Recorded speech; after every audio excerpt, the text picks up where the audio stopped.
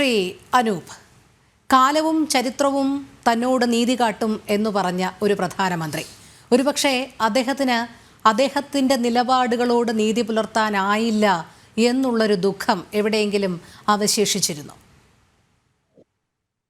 കാലവും ചരിത്രവും അദ്ദേഹത്തോട് നീതി കാട്ടും എന്ന് മൻമോഹൻ സിംഗ് പറഞ്ഞ സന്ദർഭം നിങ്ങൾക്കറിയാമെന്ന് തന്നെയാണ് ഞാൻ കരുതുന്നത്.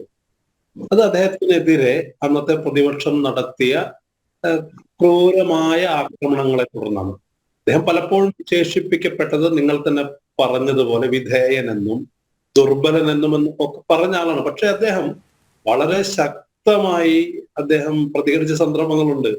പ്രത്യേകിച്ച് ഈ മോദി ഗവൺമെന്റിന്റെ നോട്ട് നിരോധന സമയത്തൊക്കെ പൊതുവെ മിതഭാഷിയാണെന്ന് എല്ലാവരും പറയുന്ന മൻമോഹൻ സിംഗ് രൂക്ഷമായി പ്രതികരിച്ചിട്ടുണ്ട്. അദ്ദേഹമാണെന്ന് പറഞ്ഞത് ഓർഗനൈസ്ഡ് ലൂട്ട് എന്ന് പറഞ്ഞത് അദ്ദേഹമാണ്. ഹിസ്റ്റോറിക്കൽ ബ്ലണ്ടർ എന്നതിന് വിശേഷിപ്പിച്ചത് അദ്ദേഹമാണ്. ഇവിടെ കുടുംബവാഴ്ച എന്നൊക്കെ പറയുമ്പോൾ നിങ്ങൾ മുന്നോട്ട് വെക്കുന്നത് വളരെ വ്യക്തമാണ്. ഏത് കുടുംബം എന്ന് പറയുന്നത് സ്വാഭാവികമായും നെഹ്റു കുടുംബത്തെ ടാർഗറ്റ് ചെയ്യുക എന്ന് പറയുന്നത് ഇവിടെ കുറെ നാളുകളായി വെറുപ്പിന്റെ രാഷ്ട്രീയക്കാർ നടത്തുന്ന ആസൂത്രിത പരിശ്രമങ്ങളുടെ ഭാഗമാണ്. എന്തുകൊണ്ട് നെഹ്റു ടാർഗറ്റ് ചെയ്യപ്പെടുന്നു എന്നതിലേക്കൊന്നും ഞാൻ പോകുന്നില്ല. അതിന് കൃത്യമായ കാരണങ്ങളുണ്ട്. എന്തിനെയാണ് ഈ രാജ്യത്ത് സംഘപരിവാർ പ്രതിദാനം ചെയ്യുന്നത്, അതിന്റെയൊക്കെ എതിർസ്ഥാനത്ത് നിന്ന ഒരാളാണ് നെഹ്റു. ഇന്നത്തെ ജനാധിപത്യ ഇന്ത്യയെ, ബഹുസ്വരതയെ സാധ്യമാക്കിയ ഒരാളെ എതിർത്തുകൊണ്ടല്ലാതെ സംഘപരിവാറിന് നിലനിൽക്കാൻ സാധിക്കില്ല.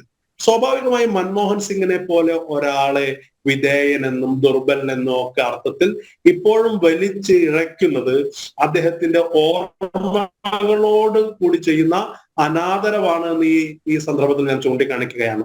ഈ BJP-യുടെ ഗവൺമെന്റ്, മോദി സർക്കാർ അദ്ദേഹത്തിന്റെ ഓർമ്മകളെ പോലും ഭയപ്പെടുന്നു എന്നതിന്റെ തെളിവാണ് അദ്ദേഹത്തിന്റെ കുടുംബം, അദ്ദേഹത്തിന്റെ രാഷ്ട്രീയ പാർട്ടി അദ്ദേഹത്തിന്റെ ശവസംസ്കാരത്തിനൊരു പ്രത്യേക സ്ഥലം ആവശ്യപ്പെട്ടിട്ട് പോലും അത് കൊടുക്കാൻ അനുവദിക്കാതിരുന്ന സർക്കാർ നടപടിയിൽ നിന്ന് ഇവിടുത്തെ സംഘപരിവാർ നയിക്കുന്ന ഗവൺമെന്റിന്റെ രാഷ്ട്രീയ നിലപാട് വളരെ വ്യക്തമാണ്. മുൻകാലങ്ങളിൽ അടൽ ബിഹാരി വാജ്പേയിയെ പോലെ 5 വർഷത്തിൽ കൂടുതൽ മാത്രം പ്രധാനമന്ത്രിയായിരുന്ന ആൾക്ക് ഇത്തരം പ്രത്യേക അവകാശങ്ങൾ അനുവദിക്കുകയും മൻമോഹൻ സിംഗ് 10 വർഷം സുദീർഘമായ കാലയളവിൽ തുടർച്ചയായി ഈ രാജ്യത്തെ നയിച്ച ഒരു പ്രധാനമന്ത്രി, അന്താരാഷ്ട്ര തലങ്ങളിൽ പോലും പ്രധാനമന്ത്രി എന്നതിലുപരിയായി ഒരു അക്കാഡമിഷ്യൻ എന്നൊക്കെ അറിയപ്പെടുന്ന ഒരാളുടെ ഓർമ്മകളെ അവഗണിക്കപ്പെടുന്നത് അദ്ദേഹം കോൺഗ്രസിന്റെ പ്രധാനമന്ത്രി ആയതിന്റെ പേരിലാണ് എന്ന് പറഞ്ഞാൽ അതിൽ ഒട്ടും തന്നെ കൂട്ടിച്ചേർക്കലുകളില്ല.